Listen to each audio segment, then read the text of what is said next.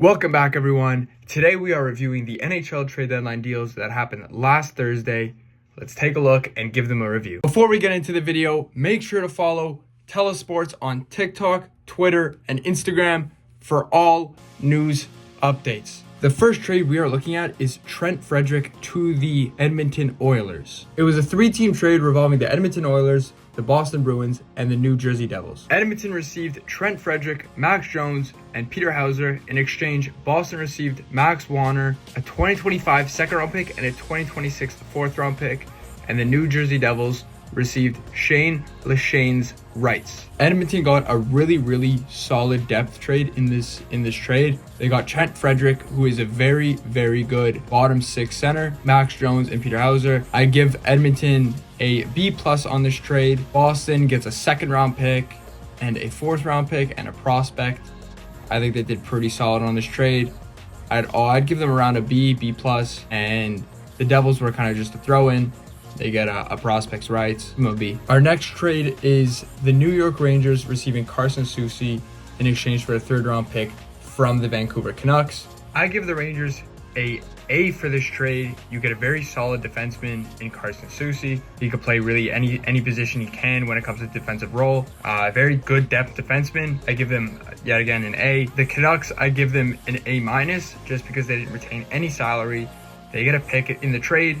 A third-round pick, a very solid pick, and again, no retention whatsoever. The next trade we have is the Pittsburgh Penguins trading Michael Bunting to the Nashville Predators. This was kind of a weird trade to me, as the Penguins were trying to rebuild, but you trade Michael Bunting for Tommy Novak and Luke Schenn while giving up a fourth-round pick.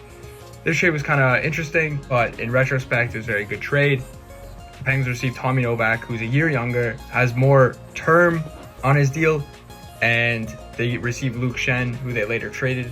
This trade didn't really make sense for the Nashville Predators because they're also in not a good playoff position, and you receive Michael Bunting and you didn't trade him. You get a fourth-round pick.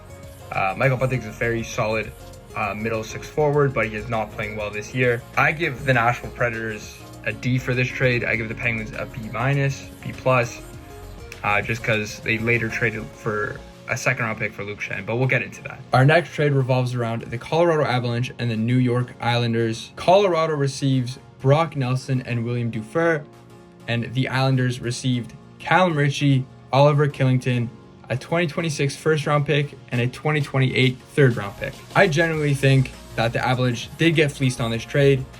The Islanders received their top prospect and a first-round pick for Brock Nelson, who's 33 years old, and wants a somewhat long-term contract after this. I don't think Brock Nelson is personally worth a top prospect and a 2026 first-round pick. I give the Colorado Avalanche a C+ for this trade, and I give the New York Islanders an A+. Again, you get a top prospect and a first-round pick for a 33-year-old. Our next trade involves the Edmonton Oilers again and the San Jose Sharks. Edmonton receives Jake Wallman in exchange for a 2026 first-round pick that has been protected, and Carl Berglund. Now, I get the Edmonton Oilers needed defensemen, but trading a first-round pick for Jake Wallman wasn't the move. I see the vision, but then you look at San Jose. They traded for Jake Wallman last year, but they also got a second-round pick because of salary reasons. For this trade, I give the Edmonton Oilers a C+, just because I need defensemen, but trading a first-round pick for Jake Wallman is not the move. I give the Sharks an A+ for this trade. They get a second-round pick for Jake Wallman to bring in, and then you flip him at the next deadline for a first-round pick. So you get two top round picks for Jake Wallman, pretty much. That is a great deal for them.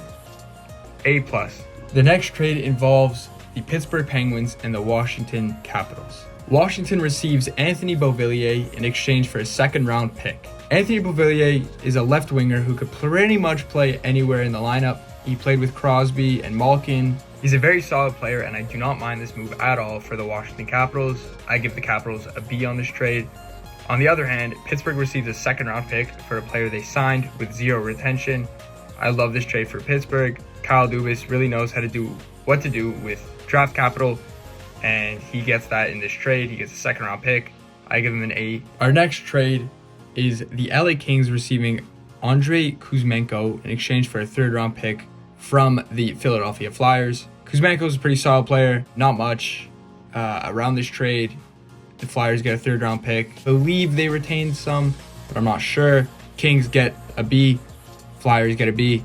It's kind of a what-off trade. This next trade, I don't think anyone really saw coming. It was a shock to me, and I'm pretty sure it was a shock to many hockey fans, including these two fan bases involving the trade. This trade involves the Buffalo Sabres and the Ottawa Senators. The Buffalo Sabres received Josh Norris and Jacob Bernard-Docker in exchange for Dylan Cousins, Dennis Gilbert, and a 2026 second-round pick. I'm really not sure what the Buffalo Sabres were doing here, trading for Josh Norris. He has a higher cap hit. He's a year older than Dylan Cousins. They both play the same position. I get you bring in Jacob Bernard-Docker, but he's also an RFA. So you're going to be paying more for the same level of player, if not better. And Jacob Bernard-Docker is a very solid player, don't get me wrong, but I still don't understand the move. You're also trading a 2nd round pick with Dylan Cousins. To me, it really doesn't make sense, but I get the mission. I get the motive behind it. For the Senators, I love this trade. You get Dylan Cousins, who's proven, he's young. You get Dennis Gilbert as well, and a 2nd round pick. I give the Ottawa Senators an A for this trade. I love it. Buffalo, I give them a B-. Yeah, you're getting 2 talented players, but to me, it still doesn't make sense. Plus the 2nd round pick, B-, C+. It's very confusing. Now we have back to the Pittsburgh Penguins. The Penguins trade Luke Schenn to the Winnipeg Jets in exchange for a 2nd round pick and a 4th round pick. Going back to the Michael Bunting trade, it didn't really make sense when they acquired Luke Schenn, but now you see it. You trade Luke Schenn for a 2nd round pick and a 4th round pick. The asset management by Dubas was outstanding this trade deadline. For Winnipeg, you get a very good defensive defenseman in Luke Schenn. You gave up a 2nd round pick, but that's what you get when you're contending. That's what you do. It was a seller's market. You trade a second with 0 retention. That's what you have to do.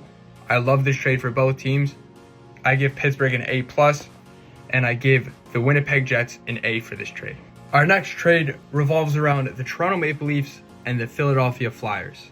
The Toronto Maple Leafs received Scott Lunn, a 4th round pick, and a 6th round pick in exchange for a 2026 1st round pick and Nikita Grabenkin. Scott Lunn plays a middle 6 forward. He's a centerman, very high valued position. He was a very sought after trade piece in this year's deadline, and the Leafs acquired him. Great trade for the Leafs. You did overpay a bit, but again, it was a seller's market. Not much you could do. I like the trade for the Leafs. I give them an A-, B+. For the Flyers, they get a pretty solid prospect and a 1st round pick. I give them an A. Great trade. I like the trade for both sides. The Leafs just overpaid a bit just because that's what you had to do. Our next trade is again the Winnipeg Jets and the Seattle Kraken. The Winnipeg Jets acquire Brandon Tanev in exchange for a 2nd round pick. Winnipeg needed bottom 6 help. That was understandable. And you trade a 2nd round pick for a speedy, gritty forward in Brandon Tanev. I love this trade for the Winnipeg Jets. I give them a B+. Seattle, I give them an A-. They did great with asset management in this trade. You gotta love it on both ends. Now this trade might have become a shocker for everyone. I personally didn't think this guy would get traded, but he did. But wow, what a deadline this was, and this trade, just insane. The Carolina Hurricanes traded Mikko Rantanen to the Dallas Stars for Logan Stankoven, 2 1st round picks and 2 3rd round picks. Mikko Rantanen re-signed with the Dallas Stars on an 8-year, $12 million annual value. I understand why Carolina traded him, but why didn't you just run it back like you did with Jake Ensel and try to compete for a Stanley Cup? I know Mikko Rantanen did not want to be there. He was unhappy there. And Carolina's asset management in this trade was outstanding. It was a win-win for both teams. The Carolina Hurricanes pretty much traded Martin Necas for Logan Stankoven, 2 first and 2 thirds. Great trade by Eric Tulsky. And the Dallas Stars just got a star. No pun intended. They got a star in this trade. Logan Stankoven is a young guy, great prospect, who is NHL ready. You get 2 1st round picks and 2 3rd round picks for him. Love that trade. I give them an A+. Dallas, I give them an A. You might have overpaid, but at the same time, you can't really overpay for a star player like that. It was a great trade. This next trade, you could tell the Boston Bruins were sellers at the deadline. It was just a crazy deadline for the Boston Bruins, and they did well with asset management and prospects as well. They traded Charlie Coyle to the Colorado Avalanche in exchange for Casey Middlestat and a second-round pick plus William Zellers. Casey Middlestat is a proven middle six forward, plays well, he could play well with anyone, and you trade Charlie Coyle for him and a second-round pick. I like this trade for the Bruins. Very solid trade. For the Avalanche, I get it. But you trade Casey Middlestat a second and a prospect. I give them a B for this trade. And I give the Boston Bruins an A for this trade. The Ottawa Senators were in a weird place when they traded Josh Norris for Dylan Cousins. But then they acquire Fabian Zetterlund and a 4th-round pick from the Sharks in exchange for Ospachuk, Noel Gregor, and a 2025 second-round pick. Fabian Zetterlund is a great player. Youngish, I think he's 24. Knows how to play the game well. You could fit in anywhere, slot him in anywhere. I like this trade for the Senators. You might have given up a lot. You give up a prospect and a second and a proven bottom 6 forward in exchange for Zetterlund. I give them a B for this one. The Sharks, I love it. A- for this trade. You get a prospect and a second-round pick.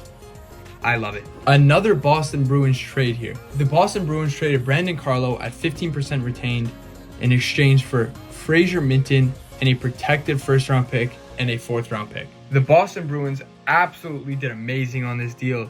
They get one of the Leafs' top prospects and a protected 1st-round pick in exchange for Brandon Carlo.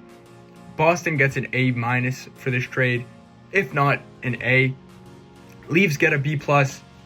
I like this trade. The Leafs needed D help, and they did an excellent job bringing in Brandon Carlo. In this trade, the Leafs also traded Connor Timmins and Duar for a 5th-round pick from the Penguins. This was kind of just like a throw-in trade. The Leafs wanted to get rid of salary, and the Penguins have the salary cap to take on, and the Penguins also need a roster spot.